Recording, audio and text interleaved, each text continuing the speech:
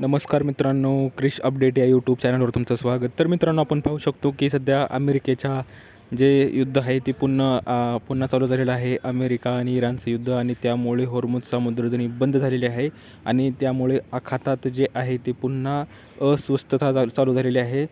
गॅसचा सुद्धा तुटवडा आता येत्या काही दिवसात होऊ शकतो. तर याविषयी आपण सर्व माहिती माहिती पाहणार आहोत या व्हिडिओमध्ये. तर माहिती पाहण्याच्या अगोदर मित्रांनो, तुम्ही जर पहिल्यांदा चॅनलवर आला असाल तर चॅनलला सबस्क्राईब करायला विसरू नका.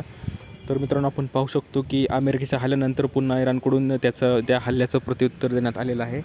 तर त्यात होर्मुझच्या समुद्रधुनीत जाणाऱ्या व्यावसायिक जहाजांना लक्ष्य करणे इराणने सुरूच ठेवल्यामुळे अमेरिकेने हल्ले तीव्र केले असून जवळपास इराणच्या 140 लष्करी ठिकाणांना लक्ष्य केले आहे आणि इराणनेही प्रत्युत्तरादाखल आखाती देशातील अमेरिकी तळांना लक्ष्य केले आणि या क्षेत्रात अमेरिकेचा हस्तक्षेप जे आहे तो खपवून घेतला जाणार नाही असा स्पष्ट इशारा इराणने दिलेला आहे.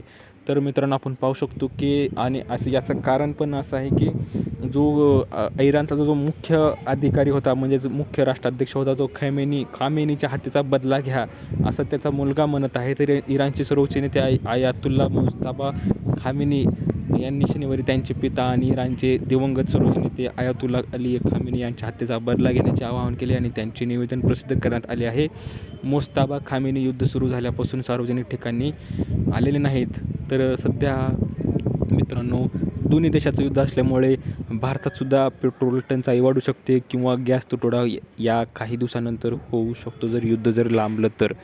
अशी ही अपडेट आहे मित्रांनो. दिलेली माहिती समजली असेल तेवढ्याला लाईक करा, जास्तीत जास्त शेअर करा, चॅनलला सबस्क्राईब करायला विसरू नका.